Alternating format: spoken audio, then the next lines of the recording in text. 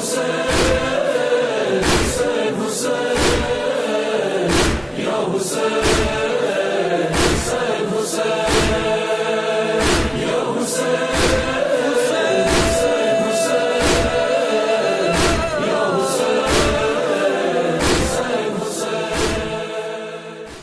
اللہ الرحمن الرحیم الحمدللہ رب العالمین والصلاة والسلام علی اشرف الانبیاء والمرسلین سیدنا و مولانا ابی القاسم محمد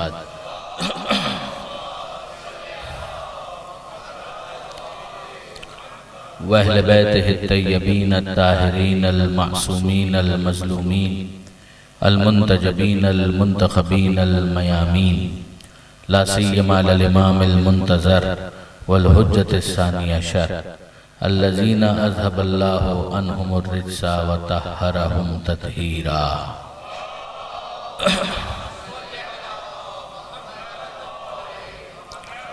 واللعنة الدائمة الباقیة ولا اعدائهم اجمعین من یوم ظلمهم الى قیام یوم الدین اللہم انا نرغب الیک فی دولت کریمہ تعز بها الاسلام و اہلہ وتذل بها النفاق و اہلہ وتجعلنا فیها من الدعاة الى طاعتک والقادة الى سبیلک وترزقنا بها کرامة الدنیا والآخرہ رب اشرح لی صدری ویسر لی امری واحلل عقدۃ من لسانی یفقہوا قولی وجعلنی خالصا لوجہک الکریم یا اللہ صلوات علی محمد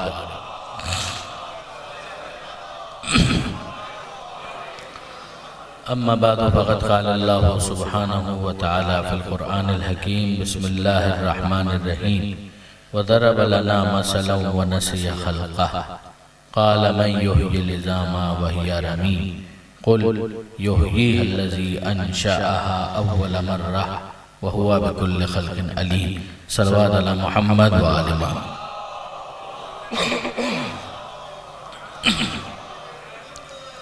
برادران عزیز و خاران محترم، یہ دو شبوں پر مشتمل مجلسوں کا سلسلہ آج کی حد تک جس آیت کو سرنامہ کلام میں تلاوت کرنے کا شرف حاصل کیا گیا سورہ یاسین کی اختتامی آیتوں میں سے ایک آیت ہے۔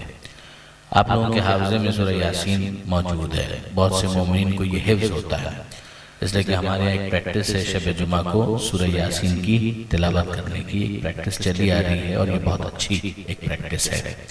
اس آیت کو میں نے کیوں آپ کے سامنے بھی تلاوت کیا، اس کی ایک وجہ ہے جو تھوڑی دیر کے بعد میں آپ کے سامنے پیش کروں گا۔ بنیادی جو موضوع ہمیں آج کی حد تک ڈسکس کرنا ہے وہ جاہلیت کے اس معاشرے میں جو عرب جاہلیت کا معاشرہ تھا، اعلان اسلام سے پہلے کا معاشرہ۔ اگر ان کے عقائد کا آپ جائزہ لیں تو آپ کو کچھ عجیب سی چیزیں وہاں پر نظر آتی ہیں۔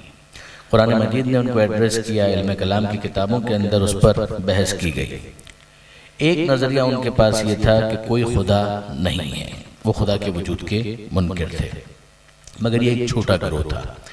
اگر اس معاشرے کے لوگوں کے عقائد کو آپ دقت کے ساتھ تجزیہ اور تحلیل کی منزل سے گزاریں، وہ کتابیں کہ جن میں ان تمام تر چیزوں کو ڈسکس کیا جاتا ہے، ملل اور نحل کی کتابوں میں اس کو لکھا گیا، تو ایک گروہ وہ تھا کہ جو خدا کے وجود ہی کا منکر تھا، مگر میں پھر عرض کر رہا ہوں کہ یہ ایک چھوٹا گروہ تھا۔ زیادہ تر افراد ایسے نہیں تھے، وہ خدا کے وجود کے قائل تھے، مگر ان کا مسئلہ یہ تھا کہ وہ پروردگار عالم کے ساتھ شرک کرتے تھے، یعنی بت پرستی کے مرض میں بھی مبتلا تھے۔ پھر اس کے بعد آپ کو ایک تیسرا گروہ وہ نظر آئے گا کہ جو قیامت کا منکر تھا، یعنی وہ خدا کے وجود کے بارے میں کہتے تھے کہ خدا تو ہے مگر ہم قیامت کو قبول نہیں کرتے، یہ عقیدہ ہمیں ہضم نہیں ہوتا۔ پھر اس کے بعد ایک اور گروہ تھا کہ جو توسل و شفاعت کے حوالے سے ایک عجیب و غریب نظریہ رکھتا تھا، اور ان تمام تر نظریات کو قرآن مجید نے ڈسکس کیا ہے اور ان کے حوالے سے آرگومنٹس کو پریزنٹ کیا ہے۔ اب دیکھیے وہ جو چھوٹا سا گروہ ہے ان کا کہنا یہ تھا کہ ما یہلکنا الا الدہر، کہ یہ جو ہمیں موت آتی ہے یہ زمانہ ہے، نموت و نحیا، جیتے ہیں مرتے ہیں، یہ زمانہ ہے کہ جو ہمیں جلاتا ہے، یہ زمانہ ہے کہ جو ہمیں مار دیتا ہے، ورنہ خدا کچھ نہیں ہے۔ یہ آج کے زمانے میں بھی بہت سے افراد ہیں جو نیچرسٹ کہلاتے ہیں اور انہوں نے اس کو اسی طریقے سے پریزنٹ کیا ہے۔ اسی کی ایک صورت وہ ہے کہ جس کو بعض اوقات کتابوں کے اندر سائنس کے عنوان سے پڑھایا جاتا ہے، تو law of conservation of matter ہمیں نظر آتا ہے کہ matter can neither be created nor be destroyed, کہ جو مادہ ہے نہ اس کو کریٹ کیا جا سکتا ہے نہ ہی اس کو تباہ کیا جا سکتا ہے، اس کی بس شکلیں ہیں جو تبدیل ہوتی رہتی ہیں۔ پھر یہی چیز لا آف کنزرویشن آف انرجی کے عنوان سے بھی پریزنٹ کی جاتی ہے۔ لیکن بہرحال یہ لا کہنا اس کو کتنا درست ہے یہ خود اپنی جگہ پر ایک سوال ہے، ایک ہائپوتھیسس ہے، ایک مفروضہ ہے، مگر مفروضے کو لا کے طور پر پریزنٹ کرنا، پھر اس کے اوپر خود سائنسدانوں نے بھی بڑے آبجیکشنز کیے ہیں۔ سارے سائنسدان خدا کے منکر نہیں تھے، آئنسٹائن بھی سائنسدان تھا، خدا کا منکر نہیں تھا، نیوٹن بھی سائنسدان تھا مگر وہ خدا کا منکر نہیں تھا، بلکہ اس نے تو اپنی آخری زندگی میں کرسچینٹی کو بڑا سرو کرنے کی کوشش کی ہے اور انجیل اور بائبل کی جو تعلیمات ہیں ان کو ایک پریزنٹیبل فارم دینے کی بڑی کوشش کی تھی، مگر وہ کامیاب نہیں ہو پایا، وہ ایک الگ بحث ہے۔ لیکن جو میں عرض کرنا چاہ رہا ہوں وہ یہ کہ اس زمانے میں جاہلیت کے معاشرے کو اگر آپ اینالائز کریں تو ایک چھوٹا گروہ ہمیں ایسا بہرحال نظر آتا ہے جس کا کہنا تھا کہ یہ زمانہ ہے جو ہمیں جلاتا ہے، زمانہ ہے جو ہمیں مارتا ہے، خدا کچھ بھی نہیں ہے۔ اب آپ دیکھیں گے کہ قرآن مجید نے ان کو بھی ایڈریس کیا، ان کے بارے میں بھی بہت کچھ بیان کیا۔ مثلا ایک چیز پروردگار عالم نے یہ بیان کی سورہ ابراہیم 14واں سورہ، اور وہ کیا ہے؟ اَفِ اللَّهِ شَكٌّ فَاطِرِ السَّمَاوَاتِ وَالْأَرْضِ، کہ کیا اللہ کے بارے میں بھی تمہیں شک ہے کہ جو آسمانوں اور زمین کا پیدا کرنے والا ہے؟ یہ کیا ہے؟ اس کے اندر کوئی دلیل نہیں دی جا رہی ہے، اس کے اندر جو چیز کی جا رہی ہے وہ یہ ہے کہ انسان کے وجدان اور انسان کے ضمیر کو اپیل کیا جا رہا ہے کہ تم سب چھوڑ دو، اپنے آپ سے سوال کرو، واقعاً تمہارا دل، تمہارا ضمیر اس بات کو قبول کرنے کے لیے تیار ہے کہ اللہ کے وجود کے بارے میں بھی تم شک کر سکو؟ یہ وہ کانسیپٹ ہے جس کے بارے میں کہا جاتا ہے کہ عقیدہ توحید کی بنیاد فطرت میں ہے۔ یعنی اگر تم اپنے آپ سے سوال کرو گے نا تو جس طرح سے خوشی کے اظہار کے لیے مسکرانا، اس کے لیے کسی دلیل کی ضرورت نہیں ہوتی، انسان کا نیچرل ایکسپریشن یہی ہے کہ جب وہ خوش ہوتا ہے تو بانچیں کھل جاتی ہیں، جب وہ غمگین ہوتا ہے اور غم شدید ہوتا ہے تو آنکھوں سے آنسو بہنے لگتے ہیں۔ جس طرح سے یہ سارے معاملات فطری ہیں نا، اسی طریقے سے وجود خدا کا عقیدہ بنیادی طور پر ان پرنسپل فطری ہے۔ یعنی انسان اپنے آپ سے سوال کرے تو اس کو جواب یہی ملے گا کہ نہیں، ایسا ہو ہی نہیں سکتا کہ خدا نہ ہو۔ یہ ایک انداز ہے۔ سورہ بقرہ پروردگار عالم نے پھر تعجب کا اظہار کیا کہ کیفا تکفرون باللہ، تم کیسے اللہ کا انکار کرتے ہو؟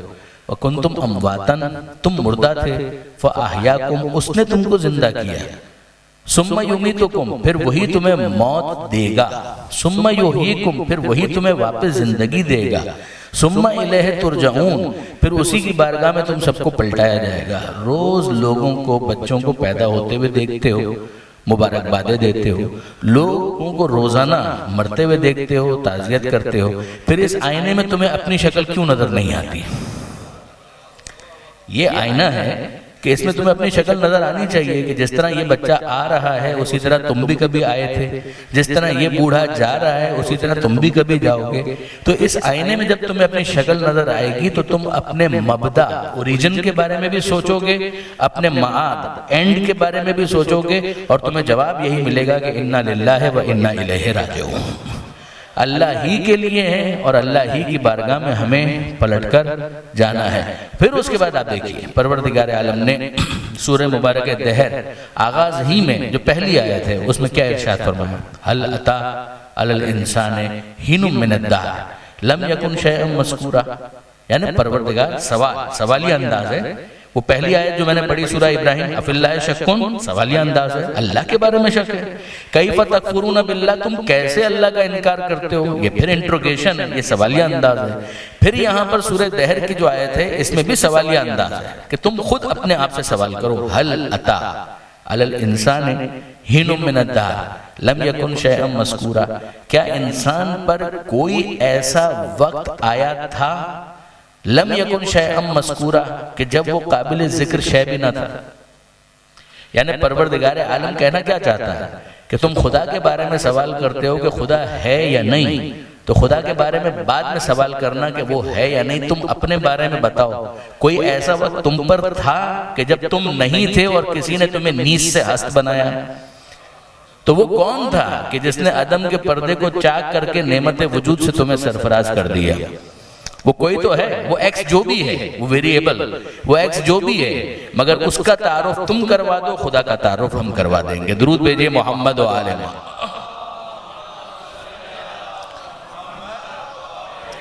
اور اب آئیے منزل سورہ توحید پر، جس کا نام ہی توحید ہے۔ پروردگار عالم وہاں پر کیا ارشاد فرماتا ہے؟ بسم اللہ کے فوراً بعد قل هو اللہ احد اللہ الصمد لم یلد ولم یولد ولم یکن لہ کفوا احد۔ یہ تعارف ہے پروردگار کا۔ کہہ دیجئے وہ اللہ ایک ہے، بے نیاز ہے، باپ بیٹا ہونا خدا کی صفت نہیں ہے، اور اس کا کوئی ہمسر نہیں ہے۔ یہی ہے نا؟ اب ذرا سا اس پہلی آیت کے اوپر غور تو کریں۔ قل کے بعد کیا ہے؟ ہوا۔ اچھا، آپ ظاہر ہے کہ یہاں پر مدرسے میں ایک ایسی جگہ کہ جو علمی درسگاہ ہے، وہاں پر ہم لوگ بیٹھے ہیں، تو عربی کے اعتبار سے کوئی نہ کوئی ترکیب کے اعتبار سے ہوا کچھ تو بنے گا۔ قل ہے تو قل کے بعد مقولہ ہوگا، یعنی عربی کے اعتبار سے، صرفی اعتبار سے، نحوی اعتبار سے کچھ نہ کچھ اس کی ترکیب تو ہوگی، اس کو چھوڑ دیجئے، اس میں کیا آپ کو انگیج کروں۔ ظاہر ہے کہ جو عربی کے قواعد سے واقف ہے وہ خوب سمجھتے ہیں، مگر میں تو اس کے ترجمے کی طرف آپ کو متوجہ کرنا چاہتا ہوں کہ ذرا غور فرمائیے کہ پروردگار عالم نے کہا قل اے حبیب کہہ دیجئے، سمجھ میں آ گیا؟ ہوا وہ اللہ ہو، وہ اللہ ہے، احد وہ ایک ہے۔ اب میں آپ سے پوچھتا ہوں کہ مجھے ایک بات بتائیے کہ اگر یہاں پر یہ ہوا نہ ہوتا تو کیا جملہ مکمل نہیں تھا؟ یہ جو کہا جا رہا ہے وہ اللہ ایک ہے، یہ وہ کا ترجمہ کہاں سے آیا؟ ہوا کے ذریعے سے۔ یہ ہوا اگر نہ ہوتا تو کیا یہ جملہ مکمل نہیں؟ اور قرآن مجید اللہ کا کلام ہے، کسی لفظ کو خامخواہ استعمال کرنا اس کی شان کے خلاف ہے۔ یعنی یہ خود ادبی اعتبار سے ایک بحث ہے کہ قرآن میں کوئی لفظ زائد ہو سکتا ہے یا نہیں، کوئی حرف، کوئی ورڈ زائد ہو سکتا ہے یا نہیں ہو سکتا۔ کئی دفعہ ایسا ہوتا ہے کہ اگر آپ ناول دیکھیں، ادب کے شاہکار دیکھیں، تو ان کے اندر بھی آپ کو یہ ملے گا کہ یہ لفظ موجود ہے مگر اس کا مطلب کچھ نہیں ہے، یہ صرف اس لیے رکھا گیا ہے کہ اس کو رکھنا تھا اور کوئی وجہ نہیں ہوتی۔ مثال کے طور پر انگریزی میں بھی آپ کبھی کبھی ان آرڈر ٹو کہہ دیتے ہیں، مگر اس میں ان آرڈر اس کی کوئی ضرورت نہیں ہے، اگر نہ بھی کہیں تو جملہ مکمل ہے۔ میں یہاں پر کیوں آیا؟ In order to deliver speech, to deliver speech بھی کہہ دیا جائے تو کافی ہے، یہ ان آرڈر کہنے کی ضرورت نہیں ہے، مگر ایک کلام کے اندر حسن پیدا ہو جاتا ہے کبھی کبھی، اور ہو سکتا ہے اس کی کوئی دقت بھی ہو اپنی جگہ پر، وہ تو اس فن کے ماہرین جانے جو انگریزی زبان کی دقتوں سے آشنا ہے۔ عربی کے اعتبار سے یہ معاملہ اجنبی نہیں ہے، جس طرح دوسری زبانوں میں ہوتا ہے اسی طرح عربی میں بھی ہوتا ہے، مگر قرآن کے بارے میں ایک بحث ہے کہ قرآن کے اندر کوئی ایک لفظ بھی ایسا ہے کہ جو زائد ہو۔ بعض مفسرین اس کے قائل ہیں، مگر بہت سے ایسے ہیں، من جملہ سید رضی نہج البلاغہ کے کمپائلر، انہوں نے اس کے اوپر اپنا پورا تھیسس لکھا کہ قرآن مجید کے اندر کوئی لفظ اضافی نہیں ہے، کوئی لفظ زائد نہیں ہے۔ وہ نہج البلاغہ کا کمپائلر جو ہے نا، واقعاً اس کو سوٹ کرتا ہے کہ وہ ایسا تھیسس لکھے، جو بلاغت کو سمجھتا ہو، ایلوکوینس کو سمجھتا ہو۔ تو بہرحال اپنی جگہ پر یہ بحث تو ہے۔ واپس آئیے اس سوال کی طرف، یہ ہوا اگر درمیان میں نہ ہوتا تو کیا جملے کے مطلب کو پہنچانے میں کوئی دقت ہے؟ قل کہہ دیجئے هو اللہ کی جگہ ہوتا اللہ احد، اے حبیب کہہ دیجئے اللہ ایک ہے، تو جملہ تو مکمل ہے، مطلب تو واضح ہے۔ پھر یہ ہوا کو درمیان میں کیوں رکھا گیا؟ اس ہوا کو درمیان میں نہ رکھا جاتا تو بات تو مکمل تھی۔ نہیں برادران عزیز، بہت بڑی حکمت ہے۔ یہ ہمارے استاد حضرت علامہ طالب جوہری صاحب ایک مرتبہ اس کے اوپر بیان دے رہے تھے اور انہوں نے متوجہ کیا۔ اچھا، آپ اس مثال پر غور کیجئے، ہوا وہ، ٹھیک ہے، آپ لوگ مجھے دیکھ رہے ہیں، میں آپ کو دیکھ رہا ہوں، ایسا ہی ہے۔ لائٹر نوٹ کے اوپر اس مثال کو سنیے گا۔ اچھا، یہ پہلی لائن ہے، پھر اس کے بعد دوسری لائن ہے، پھر تیسری لائن ہے، پھر چوتھی لائن ہے، پھر آخری لائن تک یہ سلسلہ جا رہا ہے۔ آپ مجھے دیکھ رہے ہیں، پیچھے نہیں دیکھ رہے، تو جو پہلی لائن والے ہیں وہ دوسری لائن والوں کو نہیں دیکھ پا رہے، ایسا ہی ہے۔ جو دوسری لائن والے ہیں وہ تیسری لائن والوں کو نہیں دیکھ پا رہے، جو تیسری لائن والے ہیں وہ چوتھی لائنوں والوں کو نہیں دیکھ پا رہے۔ میں آپ سب کو دیکھ رہا ہوں، آپ کو بھی پتا ہے کہ میں سب کو دیکھ رہا ہوں۔ اگر پیچھے سے کوئی آپ کی پیٹھ پر ہاتھ مارے، تھپ تھپائے، تو آپ کا ریئیکشن کیا ہوگا؟ آپ فوراً پیچھے مڑ کر چیک کریں گے کہ کس نے ہاتھ مارا، یہی ہوگا نا، اور جس نے ہاتھ مارا تھا وہ انجان بن کر بیٹھ گئے تو وہ چھپ گیا، وہ مخفی ہے، وہ اب آپ کے لیے واضح نہیں ہے کہ کون ہے، مگر کوئی تو ہے کہ جس نے ہاتھ مارا تھا۔ اب آپ مجھ سے سوال کرتے ہیں کہ مولانا میری توجہ تو آپ کی طرف تھی، تو مجھے نہیں معلوم کہ پیچھے سے کس نے ہاتھ مارا، مگر آپ نے تو دیکھا ہے، تو آپ بتائیے کہ وہ کون تھا۔ سوال تو بڑا واضح ہے کہ کسی نے پیچھے سے آپ کی پیٹھ پر ہاتھ مارا، وہ انجان بن گیا، آپ نے پیچھے مڑ کر دیکھا تو آپ لوکیٹ نہیں کر پائے کہ کون ہے۔ آپ مجھ سے سوال کرتے ہیں کہ ذرا بتائیے تو صحیح وہ ہے کون۔ اب میں کہوں کہ بھئی یہ علمی درسگاہ ہے، یہاں پہ قرآن مجید ہوں گے، 10-12 جتنے بھی قرآن ہیں وہ لائیں اور ان قرآنوں کے اوپر ہاتھ رکھ کر اور دوسرے ہاتھ میں حضرت عباس کا علم لے کر اگر میں قسم کھاؤں کہ کوئی نہیں تھا تو آپ میری بات مانیں گے؟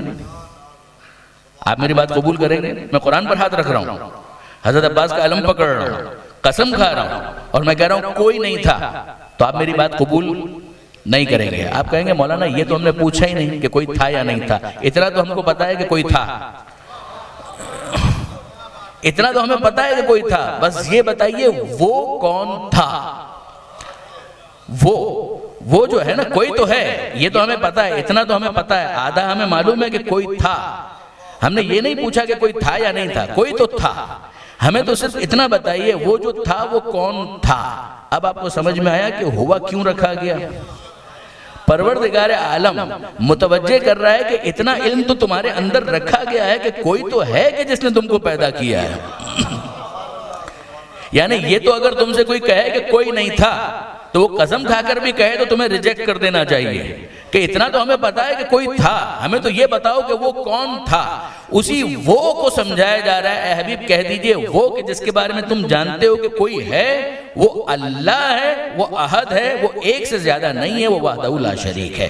درود بھیجئے محمد و آل محمد۔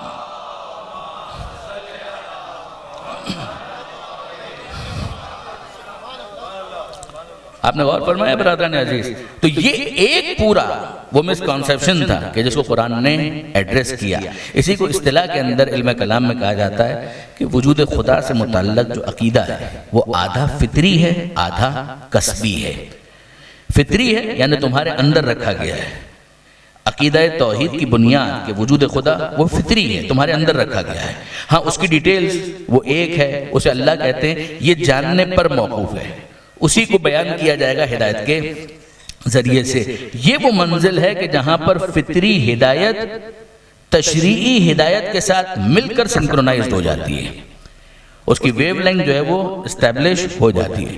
اس کو سمجھانے کے لیے عام طور پر میں آپ کے موبائل فون کی مثال دیا کرتا ہوں کہ آپ کا موبائل فون ہے، اس کے اندر سم ہے یا نہیں ہے؟ باہر سگنل موجود ہے، اگر اندر سم نہ ہو تو باہر سگنل ایفیکٹو نہیں ہو سکتے۔ اگر سگنل ایفیکٹو کرنے ہیں تو اندر سم کا ہونا ضروری ہے۔ یہ جس طرح سے اندر سم کا ہونا ضروری ہے، اسی طرح سے فطرت میں عقیدے کا ہونا ضروری ہے۔ پھر اس کے بعد ہدایت کے سگنلز ہیں جو پوری طرف چاروں طرف موجود ہیں۔ تمہارا کام صرف اتنا ہے کہ فطرت کے سم کو ایکٹیویٹ کرنے کے لیے ہدایت کے سگنلز کے ساتھ سنکرونائز کر دو۔ جب یہ ویو لینگ مل جائے گی تو دل کی اسکرین کے اوپر عقیدہ توحید جگمگانے لگے گا۔ درود بھیجئے محمد و آل محمد۔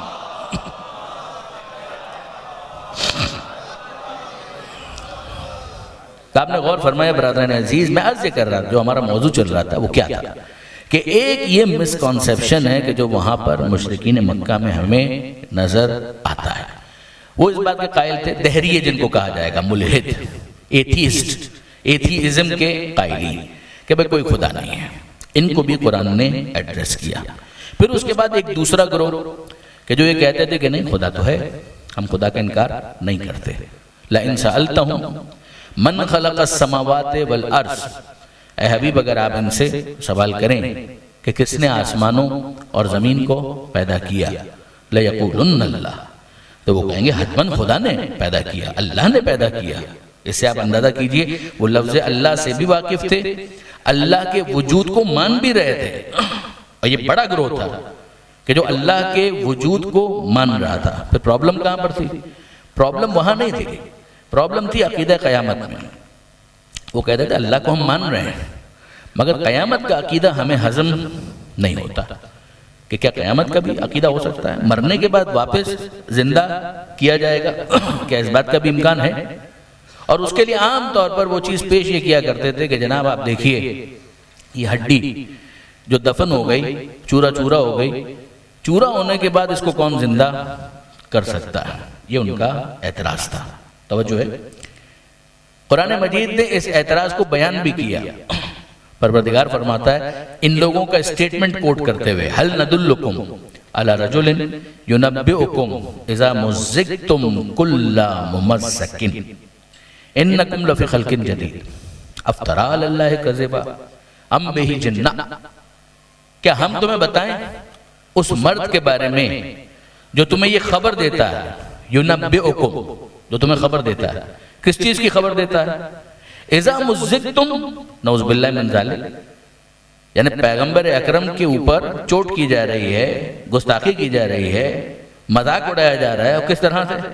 ہم تمہیں بتائیں اس مرد کے بارے میں ینبئکم جو تمہیں خبر دیتا ہے، اذا مزقتم کہ جب تم زمین میں مٹی میں مل جاؤ گے، کل ممزق اور تمہاری ہڈیوں کا چورا ہو جائے گا، انکم لفی خلق جدید تو تمہیں واپس سے زندہ کیا جائے گا.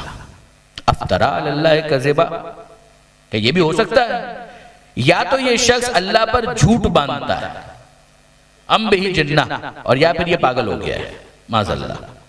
سنا آپ نے؟ افتری علی اللہ کذبا، یا تو یہ اللہ پر جھوٹ باندھتا ہے، اس کا مطلب کیا ہے؟ وہ اللہ کو مان رہے ہیں مگر وہ یہ کہہ رہے ہیں کہ اللہ کو ماننے کے بعد یہ کیسے ہو سکتا ہے کہ زمین میں ملنے کے بعد، مٹی میں مل جانے کے بعد پھر سے واپس زندہ کیا جائے؟ یہ اللہ پر جھوٹ ہے، تہمت ہے، افتراء ہے. ام بہ جنہ اور یا پھر یہ شخص نعوذ باللہ من ذالک پاگل ہو گیا ہے، مجنون ہو گیا ہے. اب ایک لائٹر نوٹ کے اوپر آپ کے مزاج سے بہت قریب ہو کر ایک جملہ عرض کروں. اس جملے سے ہمیں سمجھ میں آیا کہ اگر کبھی مستقبل میں کوئی بھی نبی کے دماغ پر ہذیان کی تہمت لگائے تو اس کا عقیدہ قیامت مشکوک ہے، اس کا قیامت کا عقیدہ مشکوک ہے. اس لیے کہ پروردگار بیان کر رہا ہے کہ یہ کہنے والے ہیں کہ جو عقیدہ قیامت کو نہیں مانتے وہ کہتے ہیں کہ یہ کیسے ہو سکتا ہے، ام بہ جنہ. جب آپ ذرا غور کیجئے، مسلمانوں کے اندر بھی بعض فلاسفرز ایسے پیدا ہوئے کہ بھئی مسلمان ہو گئے تو قیامت کا انکار تو نہیں کر سکتے، مگر انہوں نے یہ کہا کہ جناب یہ جو قیامت ہے نا، یہ قیامت جسمانی نہیں ہے، یہ قیامت روحانی ہے. معاد یعنی پلٹنا، پلٹانا، یہ معاد جسمانی نہیں ہے، جسم نہیں پلٹے گا بلکہ روح پلٹے گی، معاد روحانی ہے. وہ کہتے ہیں کہ یہ تو صحیح بات ہے، معاذ اللہ، کہ یہ تو صحیح بات ہے کہ زمین میں مٹی میں مل گئے تو پھر اس کے بعد اس جسم کو تو واپس ریوائیو نہیں کیا جا سکتا. ہاں جس چیز کو پیش کیا جائے گا میدان قیامت میں وہ کیا ہے کہ وہ روح ہے. یہ ان افراد نے کہا کہ جو مسلمان فلاسفرز تھے. مشرکین نے تو عقیدہ قیامت ہی کا انکار کر دیا. انہیں چونکہ قیامت کے عقیدے کو سنبھالنا تھا، شیعہ فلاسفرز کی بات نہیں کر رہا، یعنی we should be very honest کہ شیعہ فلاسفرز عام طور پر اس چیز کو پیش نہیں کرتے. وہ کہتے ہیں کہ نہیں، سیدھی سی بات ہے، خدا نے قرآن کے اندر واضح طور پر بیان کیا ہے، معصومین نے ایکسپلین کیا. اچھا اب ذرا سنیے، کیس یہ بنا کہ بھئی یہ جو جسم ہے اس کو تو نہیں پلٹایا جائے گا، روح کو پلٹایا جائے گا. اب میں آپ سے پوچھتا ہوں کہ آپ ذرا مجھے ایک بات بتائیے، مرا کون تھا؟ جسم مرا تھا یا روح مری تھی؟ مرا کون تھا؟ ہمارا تو محاورہ بھی ہے، روح پرواز کر گئی. تو جو زمین میں مٹی میں ملا تھا وہ کون تھا؟ وہ جسم تھا. تو مرا کون تھا؟ روح تو نہیں مری تھی، جسم ہی تو مرا تھا. تو جب پلٹایا جائے گا روح کو تو کس میں پلٹایا جائے گا؟ وہ جگہ کون سی ہے کہ جہاں پر اس کو پلٹایا جائے گا؟ اصل میں روح کا انتقال ہوا ہے لیکن جسم جو ہے وہ مر گیا، روح چلی گئی. روح کو پلٹایا جائے گا تو جسم ہی کے اندر تو پلٹایا جائے گا. اب چھوڑیے ساری باتیں اور سرنامہ کلام کی اس آیت کی طرف توجہ کیجیے کہ پروردگار عالم سورہ یاسین کی اس آیت میں کیا کہہ رہا ہے. پروردگار عالم کوٹ کر رہا ہے، ضرب لنا مثلا ونسی خلقا، ہمارے لیے تو مثالیں بیان کرتا ہے، ونسی خلقا اور اپنی خلقت کو بھول گیا. ہمارے لیے مثالیں بیان کرتا ہے اور اپنی خلقت کو بھول گیا. ہوا کیا تھا؟ قال من یحیی العظام وہی رمیم، کہتا ہے کہ کون ان ہڈیوں کو زندہ کرے گا جبکہ یہ چورا چورا ہو چکی ہوں گی، پاؤڈر بن چکی ہوں گی. کون ان ہڈیوں کو زندہ کرے گا؟ قرآن کس کی بات کر رہا ہے؟ ہڈیوں کی بات کر رہا ہے یا روح کی بات کر رہا ہے؟ ہڈیوں کی بات کر رہا ہے. ایک مشرک سردار گیا، زمین سے ایک ہڈی اس نے نکالی، خستہ شکستہ قدیم پرانی، اور اس ہڈی کو وہ لے کر آیا پیغمبر اکرم کے سامنے، اور پیغمبر اکرم کے سامنے اس نے ہاتھوں پر اسے مسلا اور کہا کہ محمد تم اس کے بارے میں کہتے ہو کہ پروردگار اس کو واپس زندہ کرے گا. علامہ سید علی نقی صاحب نقن صاحب علی اللہ مقامہ، وہ ایک بہت پیارا تبصرہ کرتے تھے. وہ کہتے تھے کہ اگر واقعاً روح ہی کے بارے میں قیامت کا عقیدہ ہوتا نا تو پیغمبر اکرم کو کیا کہنا چاہیے تھا؟ پیغمبر اکرم کو اس کے کاندھے پر ہاتھ رکھنا چاہیے تھا، مسکرانا چاہیے تھا اور کہنا چاہیے تھا مائی ڈیئر تم میری بات ہی نہیں سمجھے، میں ہڈی کی تو بات ہی نہیں کر رہا تھا، میں تو جسم کی بات ہی نہیں کر رہا تھا، میں تو روح کی بات کر رہا تھا. مگر پیغمبر اکرم نے وہ نہیں کہا، پیغمبر اکرم نے وہ کہا جو قرآن کہہ رہا ہے. ضرب لنا مثلا ونسی خلقہ، ہمارے لیے مثالیں بیان کرتا ہے، ونسی خلقہ، اپنی خلقت کو بھول گیا. قال کیا کہتا ہے؟ من یحیی العظام، کون ان ہڈیوں کو زندہ کرے گا؟ عظام ہڈی، ہڈیاں، کون ان ہڈیوں کو زندہ کرے گا؟ وہی رمیم، جبکہ یہ چورا چورا ہو چکی ہیں. قل، اے حبیب کہہ دیجئے، یحییھا الذی انشأھا اول مرہ، ابھی یہ ہڈیوں کا چورا تو ہے نا، انہیں وہی زندہ کرے گا جس نے اس وقت زندہ کیا تھا جب یہ چورا بھی موجود نہیں تھا. وہ جو عدم کے پردے کو چاک کر کے نعمت وجود دے سکتا ہے، وہ مرنے کے بعد خلقت جدید کیوں نہیں دے سکتا؟ اس کے لیے کیا زحمت ہے، اس کے لیے کیا مشکل ہے؟ وَهُوَ بِكُلِّ خَلْقٍ عَلِيمٌ، اور وہ ہر طرح سے پیدا کرنے کا علم رکھتا ہے. ایک آیت کے بعد پروردگار عالم نے کہا وَلَيْسَ الَّذِي خَلَقَ السَّمَاوَاتِ وَالْأَرْضَ بِقَادِرٍ عَلَىٰ أَن يَخْلُقَ مِثْلَهُمْ بَلَىٰ وَهُوَ الْخَلَّاقُ الْعَلِيمُ، وہ کہ جس نے آسمانوں اور زمین کو پیدا کر دیا، کیا اس بات پر قدرت نہیں رکھتا کہ تم جیسوں کو واپس پیدا کر دے؟ وَهُوَ الْخَلَّاقُ الْعَلِيمُ، وہ خلاق بھی ہے، وہ علیم بھی ہے. انما امرہ اذا اراد شیئا ان یقول لہ کن فیکون، اس کا امر یہ ہے کہ جب کسی شے کا ارادہ کرتا ہے تو کہتا ہے ہو جا، اور وہ چیز ہو جاتی ہے. غور کیجئے گا برادران عزیز، پروردگار عالم نے دو باتوں کا حوالہ دیا، ایک اپنے علم کا اور دوسرے اپنی قدرت کا. علم بھی ہے اسے اور قدرت بھی ہے. آپ جانتے ہیں نا صفات ثبوتیہ بچوں کو پڑھائے جاتے ہیں، بھئی وہ قدیم بھی ہے، قادر بھی ہے، مدرک بھی ہے، مرید بھی ہے، حی بھی ہے، متکلم بھی ہے، صادق بھی ہے، یہ 8 9 10 جتنی بھی صفات ہیں. اور جوشن کبیر اٹھا کر دیکھیں تو 1000 صفات کے قریب آپ کو مل جائیں گی. ان تمام صفات کو سمرائز کریں تو 2 صفتیں ہیں، ایک ہے علم، دوسرے ہے قدرت. یعنی آپ تمام صفاتوں کو اگر سمرائز کریں گے، خلاصہ یہ علم کلام میں ڈسکس ہوا، تو یہ 2 صفتیں آخر میں نظر آئیں گی. ایک ہے علم پروردگار، دوسرے ہے قدرت پروردگار. علم بھی ہے اور قدرت بھی ہے، نہ اس کے علم میں کمی آئی ہے نہ اس کی قدرت مزمحل ہوئی ہے. جب علم بھی باقی ہے قدرت بھی. دیکھیں ہمارا معاملہ ایسا ہے، جاہل پیدا ہوتے ہیں اور علم حاصل کرتے ہیں، پھر بڑھاپا آتا ہے تو پھر واپس بھولنے لگتے ہیں، یہی ہوتا ہے نا. تو یہ انسان کا معاملہ ہے، جو کسبی علم ہے اس کی مات یہی ہوتی ہے، کبھی وہ آتا ہے کبھی چلا جاتا ہے. قدرت بھی اسی طرح سے ہے، بچپن ہے تو انسان کمزور ہے، جوانی ہے طاقت آ گئی، اور پھر بڑھاپا ہے تو واپس طاقت ڈھلنے لگی. یہ کسبی جو طاقتیں ہیں وہ اسی طرح کی ہوتی ہیں.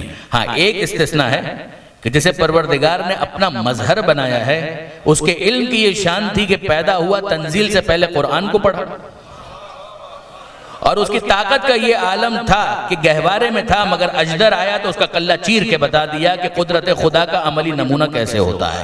درود بھیجئے محمد و آل محمد.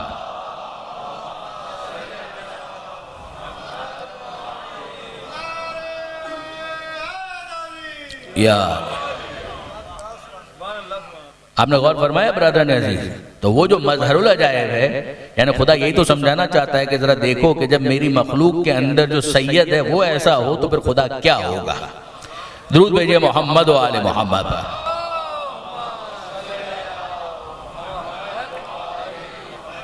مگر وہاں پروردگار عالم نے دو باتوں کا حوالہ دیا، بِكُلِّ خَلْقٍ عَلِيمٍ۔ تمہیں شک کیوں ہے کہ خدا واپس پیدا کر سکتا ہے یا نہیں کر سکتا؟ وَهُوَ بِكُلِّ خَلْقٍ عَلِيمٍ، ہر طرح سے پیدا کرنے کا علم اس کے پاس ہے۔ أَوَلَيْسَ الَّذِي خَلَقَ السَّمَاوَاتِ وَالْأَرْضَ بِقَادِرٍ، کیا اس کی قدرت کہیں کم ہو گئی ہے، ختم ہو گئی ہے؟ نہ، جب اس کی قدرت بھی انٹیکٹ ہے اور جب اس کا علم بھی ہے تو پھر اس کے بعد اسے واپس پیدا کرنے میں کیا تکلف ہو سکتا ہے، کیا زحمت ہو سکتی ہے؟ انما امرہ اذا ارادہ شیئا ان یقول لہ کن فیکون، اس کا امر یہ ہے کہ جب کسی شے کا ارادہ کرتا ہے تو کہتا ہے کن فیکون، ہو جا، اور وہ چیز ہو جاتی ہے۔ اور یہ امیر المومنین علی ابن ابی طالب علیہ السلام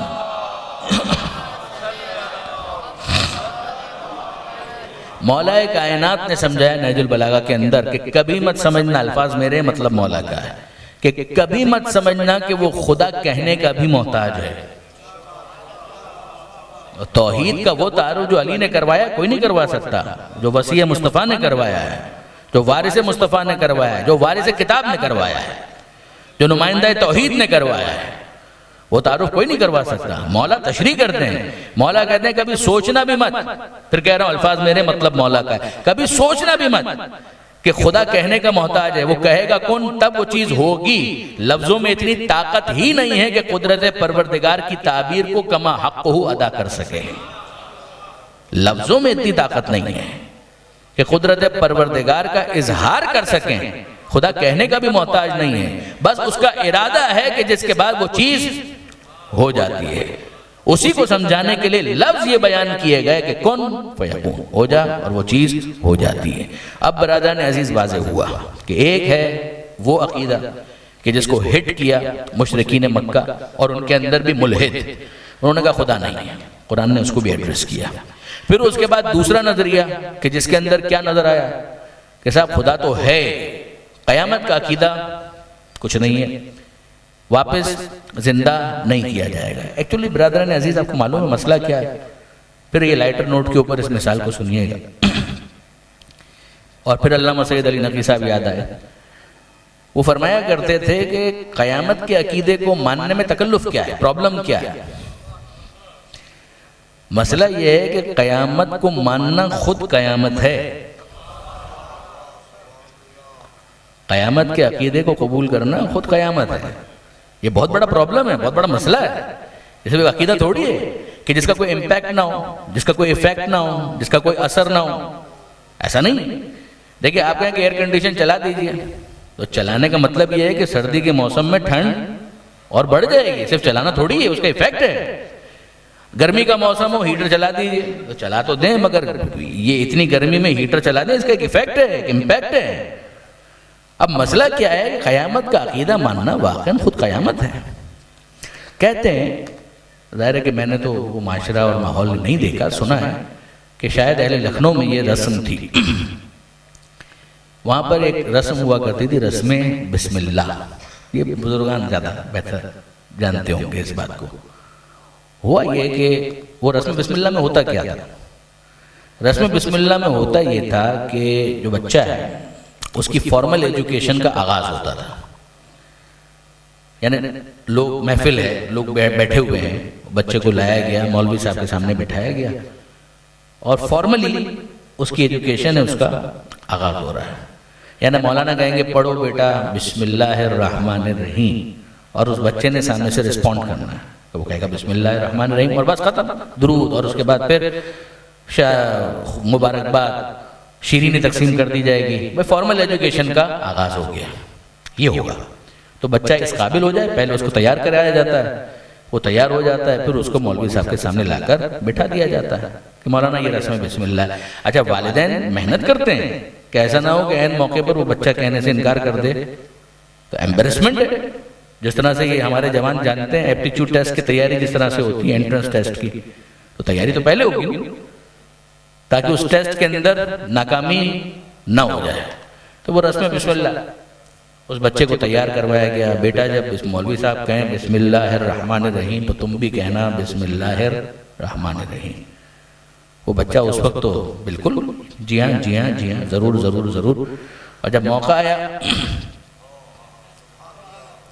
تو چہرے پر شرارت بھی ہے، شیطنت بھی ہے.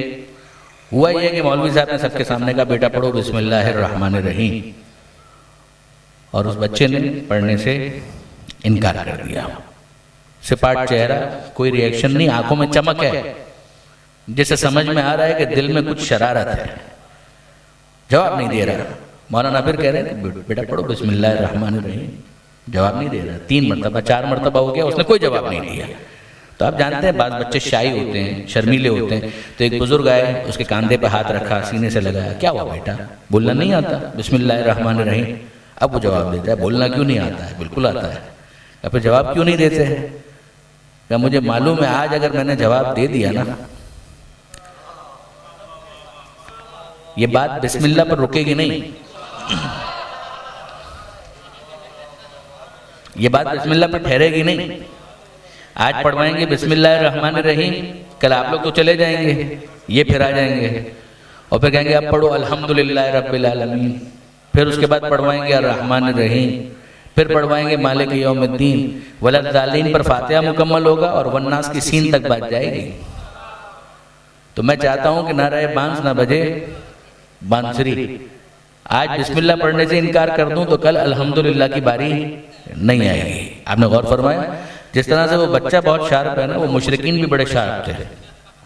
ان کو بھی پتا تھا کہ قیامت کے عقیدے کو ماننا خود قیامت ہے. قیامت کو ماننا صرف قیامت تھوڑی ہے، قیامت کو ماننا واقعاً قیامت ہے. یعنی کیا مطلب؟ قیامت کو مانا تو اب اس کے بعد جنت کو مانو، پھر اس کے بعد جہنم کو مانو، جنت کی نعمتوں کو مانو، جہنم کے عذاب کو مانو، پل صراط کو مانو، نشر کو مانو، حشر کو مانو، میزان کو مانو، اعمال کے تولے جانے کو مانو.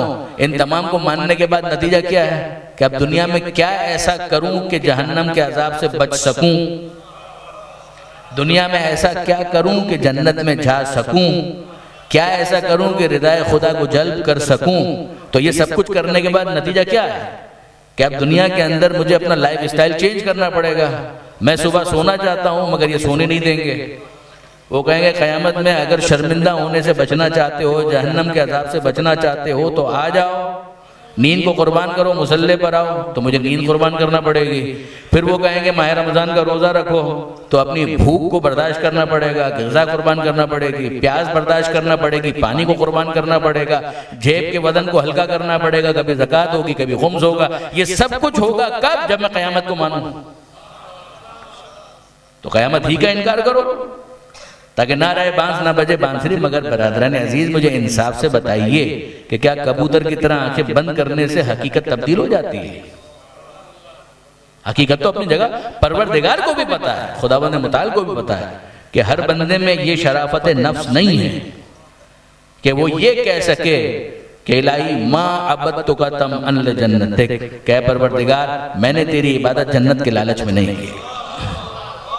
یہ تو علی کہیں گے الہی ما عبدتک طمعا لجنتک، اے پروردگار میں نے تیری عبادت جنت کے لالچ میں نہیں کی، ولا خوفا من نارک، اور نہ ہی جہنم کے خوف سے کی، بل وجدتک اہلا للعبادہ فعبدتک، میں نے تو تجھے عبادت کا اہل پایا تو تیرے سامنے اپنا سر جھکا دیا.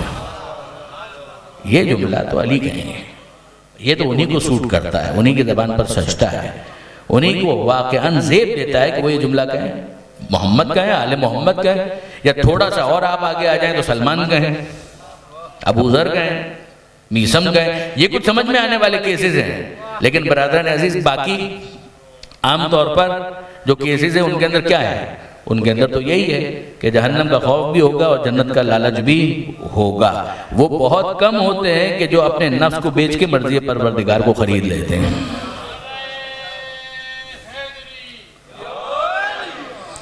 آپ نے غور فرمایا برادران عزیز؟ تو یہ معاملہ ہے اور بالکل ہے اور بہت ویلڈ ہے کہ پروردگار عالم نے یہ پورا نظام رکھا ہے انسان کی نفسیات کو جانتے ہوئے۔ پروردگار سے کیا چھپا ہوا ہے؟ پیدا کس نے کیا؟ خالق وہ ہے، تو مخلوق کی نفسیات سے خالق سے زیادہ کون واقف ہوگا؟ ایک انسینٹیو ہے جو رکھا گیا، جنت کا ایک انسینٹیو ہے جو پروردگار نے رکھا، جہنم کا ایک خوف ہے، ایک کنسٹرکٹیو فیئر جس کو کہا جائے گا، ایک مثبت خوف کہ جو پروردگار عالم نے اپنے بندوں کے اندر رکھا ہے اور ان کو اس کی طرف متوجہ بھی کیا ہے۔ اور کچھ جو بالغ نظر ہے ان کے لیے تو اتنا ہی کافی ہے کہ جب میرا رب یہ چاہتا ہے تو مرضی مولا از ہمیں اولا، کہ جو مولا کی مرضی ہے وہ سب سے اولا ہے۔ تب آپ نے غور فرمایا برادران عزیز، یہ دو نظریات ہو گئے۔ پھر اس کے بعد تیسرا ایک نظریہ جو اسی جاہلیت کے معاشرے کے اندر موجود تھا اور قرآن نے اس کو بھی ایڈریس کیا، وہ کیا؟ وہ کہتے تھے صاحب خدا کو تو ہم مانتے ہیں، اللہ کو تو ہم مانتے ہیں، مگر اللہ کو ماننے کے ساتھ ساتھ ہمارا نظریہ، ہمارا عقیدہ یہ ہے کہ وہ بڑا خدا ہے اور پھر نیچے چھوٹے چھوٹے خدا بھی ہیں۔ یہ چھوٹے چھوٹے انورٹڈ کامرز میں یہ چھوٹے چھوٹے خدا بھی ہیں۔ بتوں کو ہم بڑا خدا تھوڑی مانتے ہیں، یہ تو سبارڈینیٹ گاڈز ہیں، جی ود اسمال لیٹر، وہ کیپٹل جی کے ساتھ کہ وہ اللہ ہے، اور پھر اس کے بعد چھوٹے چھوٹے بہت سے ماتحت خدا ہیں، مگر وہ پرماننٹ ہیں، مستقل ہیں۔ اور ان خداؤں کو ہم کیا مانتے ہیں؟ ہاں ہونا شفعاؤنا، یہ ہمارے شفاعت کرنے والے ہیں خدا کی بارگاہ۔ وہ بڑا خدا، اس کی بارگاہ میں یہ ہمارے وسیلے ہیں، یہ ہمارے شفیع ہیں۔ چلیے انا للہ و انا الیہ راجعون، اسی کو لے کر محمد ابن عبد الوہاب نے بہت شور مچایا۔ محمد ابن عبد الوہاب سے آپ واقف ہوں گے، جو حضرات حج پر گئے وہ جانتے ہیں کہ ان کی کتابیں جو ہیں وہ ٹرانسلیٹ کرا کے تقسیم کی جاتی ہیں التوحید کے نام سے، تو اس میں آپ دیکھیں گے کہ یہ ملے گا جو انہوں نے کہا ہے اس کا خلاصہ کیا ہے، وہ دیکھ لیں۔ یہ مشرکین کا عقیدہ وہی ہے جو شیعوں کا عقیدہ ہے، آپ دیکھ لیجئے، یہ مشرکین کا عقیدہ ہے، یہ شیعوں کا عقیدہ ہے۔ کیا فرق ہے ان دونوں کے درمیان؟ وہ بھی بتوں کے لیے یہی کہتے تھے یہ ہمارے شفاعت کرنے والے ہیں، اور یہ اپنے اماموں کے بارے میں کہتے ہیں کہ یہ ہمارے شفاعت کرنے والے ہیں۔ یہ بتوں کے بارے میں کہتے تھے یہ وسیلہ ہے، یہ اپنے اماموں کے بارے میں کہتے ہیں کہ یہ وسیلہ ہے، اور اس میں وہ رگڑ لیتے تھے۔ برادران اہل سنت میں بھی جو بریلوی طبقہ ہے اس کو بھی میں بہت محتاط الفاظ میں اور بہت آہستہ آہستہ چاہ رہا ہوں کہ یہ بات آپ تک منتقل تو میرے نوجوان دوست بزرگان تو واقف ہیں، مگر میرے نوجوان دوست سمجھیں کہ واقعاً کیا بات ہو رہی ہے، اصل بون آف کنٹینشن ہے کیا، اصل مشکل ہے کیا۔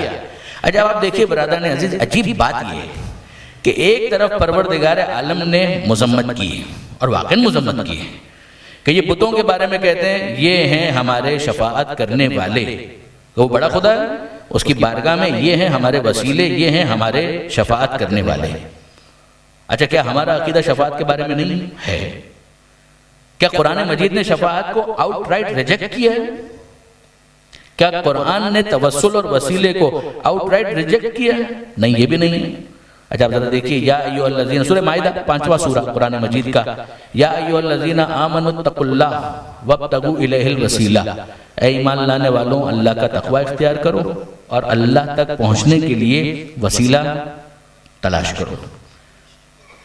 اچھا یہ تو وسیلے والی آیت ہو گئی، اور شفاعت والی آیت بہت ساری ہیں۔ منزل آیت الکرسی، اسی کے اندر آپ کو یہ جملہ مل جائے گا کہ منزل الذی یشفع عندہ الا بإذنہ، کون ہے جو اللہ کی بارگاہ میں شفاعت کرے مگر وہ کہ جسے وہ اجازت دے۔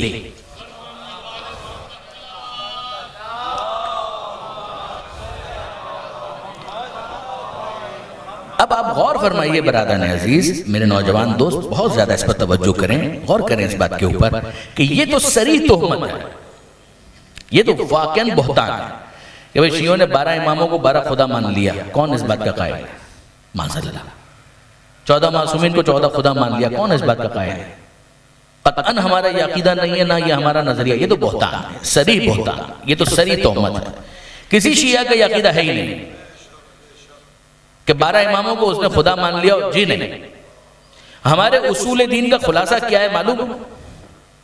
جو میں ان ایام اعزاء کے اندر میں نے اسے بہت پڑھا اور اس کی اہمیت کی وجہ سے آپ کے سامنے تکرار کر رہا ہوں۔ ہمارے اصول دین کا خلاصہ کیا ہے؟ اللہ کو مانو، جسے وہ منوائے اسے مانو، اسے مانو جسے وہ منوائے اسے مانو، جسے وہ جو منوائے اسے وہ مانو۔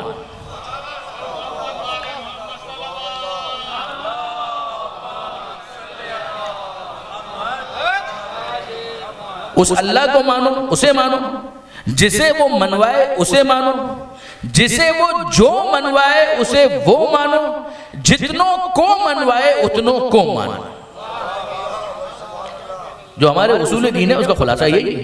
جب ہم نے کہا نا لا الہ، کوئی خدا نہیں ہے، ہم نے سب کا انکار کر دیا۔ ہم نے کہا الا اللہ، بس وہی ایک ہے، یہ ہے ہمارا عقیدہ توحید، وہی ایک ہے اور بس، وہ وحدہ لا شریک ہے۔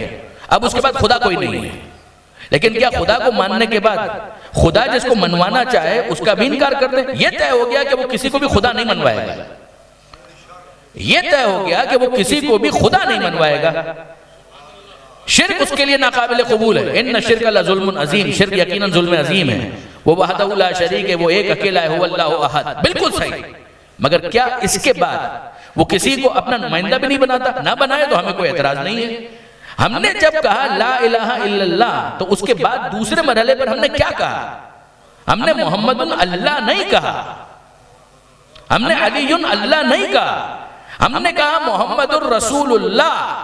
اس کو مانو، جس کو وہ منوائے اس کو مانو۔ وہ محمد کو منوائے تو محمد کو مانو، وہ علی کو منوائے تو علی کو مانو، جس کو وہ جو منوائے اس کو وہ مانو۔ اس نے محمد کو رسول منوایا، ہم نے کہا محمد الرسول اللہ۔ اس نے علی کو ولی منوایا، ہم نے کہا علی ولی اللہ۔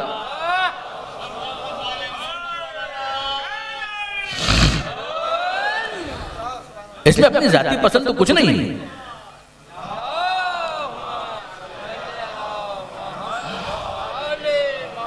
آپ نے غور فرمایا، جس کو وہ منوائے اس کو مانو، جس کو وہ جو منوائے اس کو وہ مانو، اور پھر جتنوں کو منوائے اتنوں کو مانو۔ اب ہمارے محترم دوست بھائی آ رہے ہیں تو درود بھیجئے محمد و آل محمد۔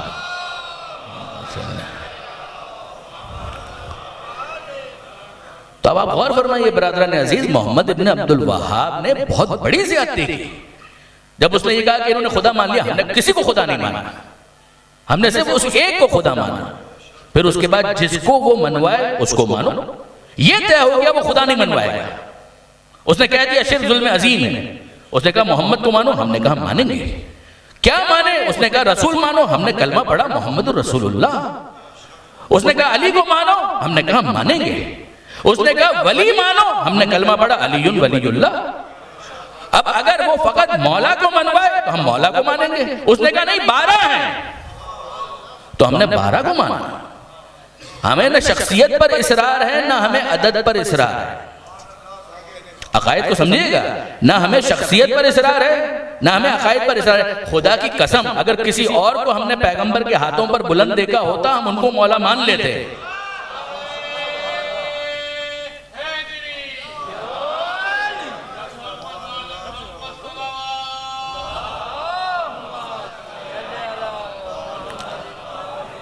اگر کسی اور کو پیغمبر نے ہاتھوں پر بلند کیا ہوتا تو ہم ان کو مان لیتے، مگر یہ ہمارا فیصلہ نہیں ہے۔ اچھا اب واپس سنیے، آیت یہ پیش کی گئی نا کہ یہ ہیں ہمارے شفعاء۔ یاد رکھیے گا توسل اور شفاعت کیا فرق ہے ان دونوں کے درمیان؟ توسل یعنی درمیان میں وہ وسیلہ ہے، شفاعت یعنی درمیان میں وہ شفیع ہے۔ اب آپ سوچیے اور غور کریں ان دونوں کے درمیان فرق کیا ہے؟ کوئی فرق نہیں ہے۔ جب تک معاملہ دنیا کا رہتا ہے توسل کہلاتا ہے، جب معاملہ آخرت کا ہوتا ہے شفاعت کہلاتا ہے۔ کوئی فرق نہیں ہے۔ دعائے توسل کے اندر دونوں جملے آپ کو مل جائیں گے، اِنَّا تَوَجَّهْنَا وَاسْتَشْفَعْنَا وَتَوَسَّلْنَا بِكَ إِلَى اللَّهِ وَقَدَّمْنَاكَ بَيْنَ يَدَيْ حَاجَاتِنَا يَا وَجِيهًا عِنْدَ اللَّهِ اشْفَعْ لَنَا عِنْدَ اللَّهِ۔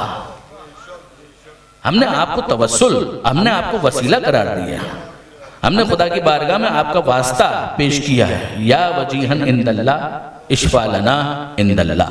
سنیے برادران عزیز، شفاعت کا تو مطلب ہوتا ہے دوسرا بن جانا، بات صحیح ہے۔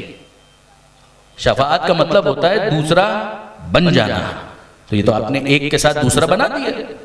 تو ہم نے کہا بنایا؟ قرآن نے بنایا۔ کیا قرآن خدا کے ساتھ کسی کو دوسرا بنائے گا؟ معاذ اللہ، میں آیت آپ کے سامنے پڑھ چکا، من ذا الذی یشفع عنده الا باذنہ، کون ہے جو اللہ کی بارگاہ میں شفاعت کرے مگر وہ کہ جسے خدا اذن دے اور اجازت دے۔ شفیع کہتے ہیں دوسرے کو، کہ وہ اللہ ایک ہے، آپ نے اس کے ساتھ دوسرا بنا دیا، معاذ اللہ۔ واقعاً اتنی سطحیت، یہ دوسرا کس کے ساتھ دوسرا بن رہا ہے؟ وہ خدا تو ایک تھا، ایک ہے، ایک رہے گا۔ یہ جو خدا کی بارگاہ میں گڑ گڑا رہا تھا اکیلا تھا، اب جو شفیع ہے اس کی شفاعت کی وجہ سے اس کی دعا میں وزن پیدا ہو گیا۔ یہ جو دوسرا بنا ہے وہ خدا کے ساتھ دوسرا نہیں بنا ہے، یہ اس دعا مانگنے والے کے ساتھ دوسرا بنا ہے۔ وہ آپ سن رہے بی بی کی دعا لو لوگوں، کیا مطلب ہے؟ بی بی کی شفاعت حاصل کرو۔ ہماری دعا مسترد ہو جائے ممکن ہے، مگر اتنا ہمیں پتا ہے شہزادی کی دعا مسترد نہیں ہو سکتی۔ غور کیجئے گا برادران عزیز۔ اور پھر میں آپ سے عرض کرتا ہوں کہ آپ غور کیجئے، وہاں پر بھی جو آیت ہے نا سورہ مائدہ کی جو آیت میں نے آپ کے سامنے پیش کی، وَابْتَغُوا إِلَيْهِ الْوَسِيلَةَ، کہ اللہ کی بارگاہ تک پہنچنے کے لیے وسیلہ تلاش کرو۔ بنانے کا حق نہ آپ کو ہے نہ مجھے ہے، بنانے کا حق نہیں ہے۔ مشرکین مکہ نے اپنے ہاتھوں سے بت بنائے، ان کو کیا حق پہنچتا ہے کہ وہ کسی کو بنانا؟ بس آخری بات ہے، ہم منزل مصائب سے قریب ہو رہے ہیں۔ انہیں حق کیا ہے؟ پروردگار عالم نے کیا حکم دیا ہے؟ پروردگار نے بنانے کا حکم نہیں دیا، تلاش کرنے کا حکم دیا ہے۔ بنائے گا وہ، اس کو مانو، جس کو وہ منوائے اس کو مانو، جس کو وہ جو منوائے اس کو وہ مانو، جتنوں کو منوائے اتنوں کو مانو۔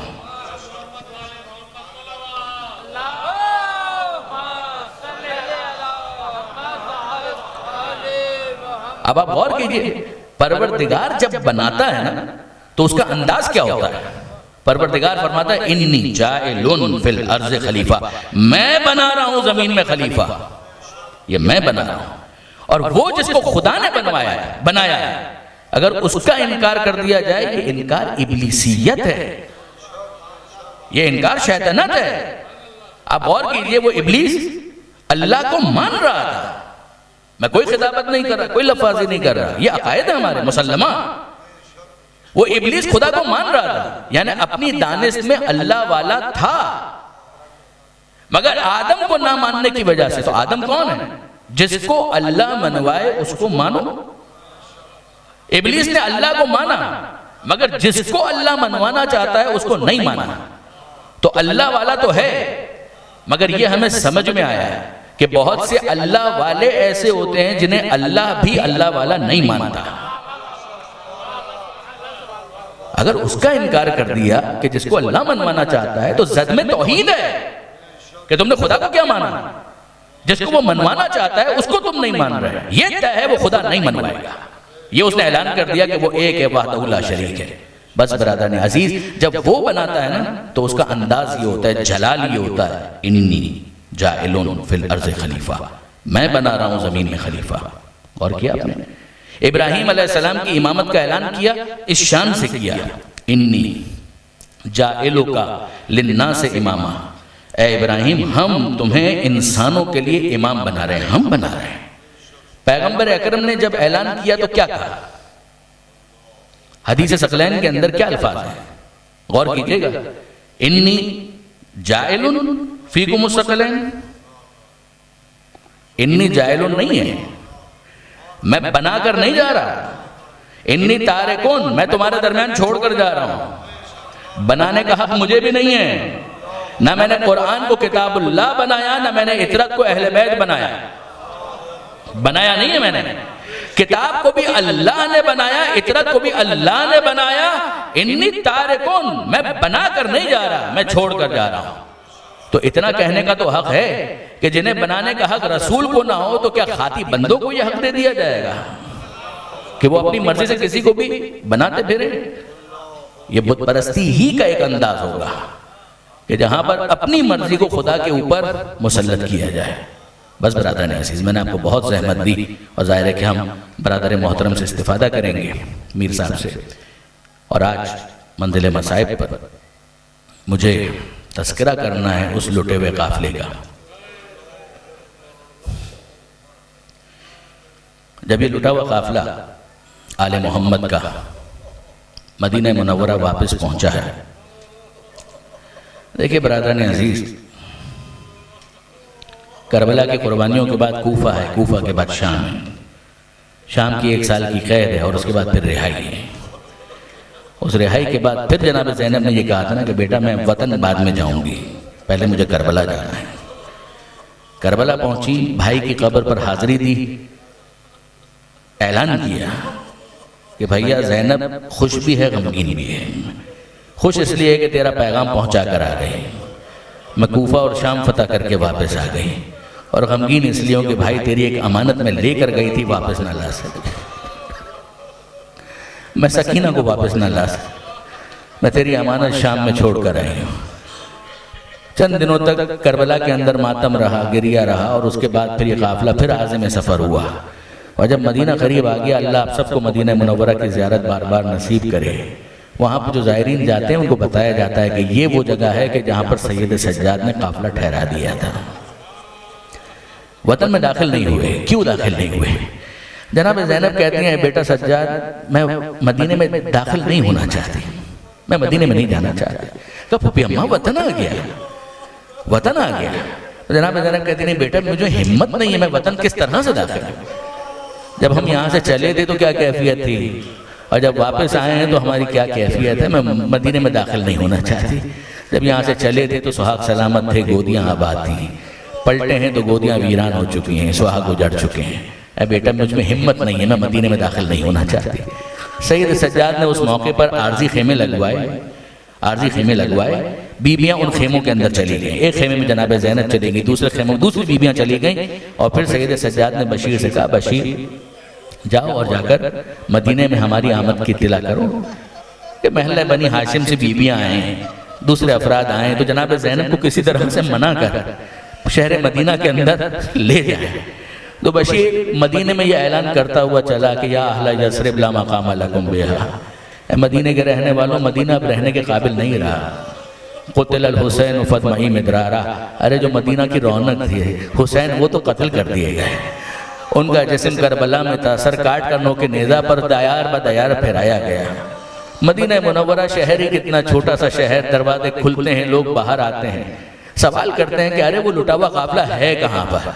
بشیر سب کو بتاتا ہے کہ سجاد اس لٹے ہوئے قافلے کے ساتھ مدینے سے باہر تم سب کے منتظر ہیں۔ محلہ بنی ہاشم کے دروازے بھی کھلے، محمد حنفیہ باہر آئے، عبداللہ ابن جعفر طیار باہر آئے، جناب ام البنین باہر آئیں، فاطمہ صغریٰ باہر آئیں، اور یہ سب بیبیاں آنکھوں میں آنسو لے کر شہر مدینہ سے باہر وہاں پہنچے کہ جہاں وہ لٹا ہوا قافلہ موجود تھا۔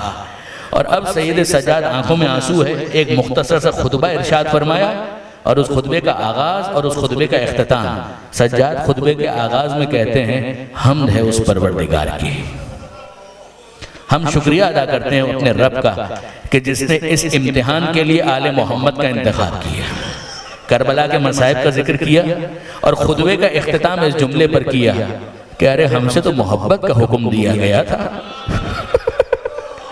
اگر ہم پر ظلم ڈھانے کا بھی حکم دیا گیا ہوتا نا تو اتنے مظالم نہ ڈھائے جاتے جو حکم محبت کے بعد ہم پر ڈھائے گئے۔ سید سجاد کا خطبہ مکمل ہوا، لوگ آتے ہیں، پرسہ دیتے ہیں، تعزیت کرتے ہیں۔ ایسے میں عبداللہ ابن جعفر طیار نے سوال کیا کوئی مجھے بتائے گا میری زوجہ زینب کس خیمے میں ہے؟ میری زوجہ زینب کس خیمے میں ہے؟ عبداللہ ابن جعفر طیار کو بتایا گیا عبداللہ آپ کی زوجہ بی بی زینب اس خیمے میں ہے۔ عبداللہ خیمے میں داخل ہوئے اور فوراً باہر نکلے یہ کہتے ہوئے کہ بی بی مجھے معاف کیجئے گا کسی نے کہا تھا یہ میری زوجہ زینب کا خیمہ ہے۔ عبداللہ پہچان نہیں سکے، جناب زینب کو پہچان نہیں سکے۔ بی بی زینب پیچھے سے آواز دیتی ہیں اے عبداللہ یہ کیا دن آ گیا کہ شوہر اپنی زوجہ کو نہیں پہچان پا رہا؟ مگر عبداللہ کا قصور کیا ہے؟ 1 سال کی قید کے بعد زندان شام میں حالت یہ ہو گئی کہ تقشرت وجوہ، چہروں کے رنگ تبدیل ہو گئے، پہچان نہیں پائے۔ فاطمہ صغریٰ بچی ہے، کسی نے فاطمہ صغریٰ کے سر پر ہاتھ رکھا کہ بی بی ہمارا پرسہ قبول کرو بابا مارے گئے، بی بی ہمارا پرسہ قبول کرو چچا عباس مارے گئے، کسی نے کہا بی بی ہماری تعزیت قبول کرو بڑا بھائی علی اکبر مارا گیا۔ صغریٰ خاموشی سے سن رہی ہیں، آنکھوں میں آنسو ہیں، اچانک کھڑی ہوئی جناب رباب کے قریب آئیں، گود میں کچھ تلاش کیا، نظر نہیں آیا، پھر آگے بڑھی جناب زینب کی گود میں ڈھونڈنے لگی، نظر نہیں آیا، پھر آگے بڑھی فروا کی گود میں تلاش کیا، نظر نہیں آیا، ایک ایک بی بی کی گود میں کچھ تلاش کر رہی ہیں۔ کسی نے پوچھا صغریٰ کیا تلاش کر رہی ہے؟ صغریٰ کہہ رہی ہے آپ نے مجھے بتایا میرا بابا مارا گیا، مجھے سمجھ میں آ گیا۔ آپ نے بتایا میرا چچا عباس مارا گیا، میں نے صبر کیا. آپ نے کہا میرا بڑا بھیا علی اکبر مارا گیا، یہ بھی مجھے سمجھ میں آ گیا، مگر میرا وہ ننھا بھیا علی اصغر وہ تو کسی نے کچھ نہیں کیا ہوگا، قتل نہیں کیا ہوگا، اب تو وہ کافی بڑا ہو گیا ہوگا. ارے میں اسی اصغر کو تلاش کر رہی ہوں کہ میرا بھیا علی اصغر ملے تو میں اس کے ساتھ کھیلوں گی، اپنے ارمان اس طرح پورے کروں گی. مگر اے سغرا تجھے کیسے بتائیں کہ جنہوں نے اکبر پر رحم نہ کھایا انہوں نے 3 بھال کے تیر سے تیرے ننھے بھیا علی اصغر کو سیراب کیا. فَتَقَلَّبَ الصَّبِيُّ عَلَى يَدَيِ الْإِمَامِ. ارے یہ تو وہ وصیت تھی کہ جس کو سجاد نے ہمیشہ یاد رکھا کہ میرے بابا نے کہا تھا کہ اے بیٹا سجاد شیعتی ما ان شربتم ما عذبن فاسکرونی. اے بیٹا سجاد جب وطن واپس جانا ہمارا کوئی چاہنے والا ملے تو اس سے کہنا کہ اب جب کبھی ٹھنڈا پانی پینا اپنے پیاسے امام کی پیاس کو یاد کرنا. او سمیتم بے غریب او شہید فندبونی. اور اگر کبھی سنو کہ پردیس میں کوئی مسافر مارا گیا تو اس پردیسی مسافر کا ماتم بعد میں کرنا، اپنے پردیسی امام کا ماتم پہلے کرنا. آخری 2 جملے کہ لیتکم فی یوم عاشورا جمیعا تنظرونی. اگر تم ہوتے میرے چاہنے والوں عاشور کے دن تو تم اپنی آنکھوں سے دیکھتے کہ کیف استسقی لطفل فابھا یرحمونی، کہ کیسے میں اپنے اصغر کے لیے پانی مانگ رہا تھا، پانی تو نہ آیا، 3 بھال کے تیر سے میرے اصغر کو سیرا. الا ولعنۃ اللہ علی القوم الظالمین وسیعلم الذین ظلموا ای منقلب ینقلبون. ماتم حسین.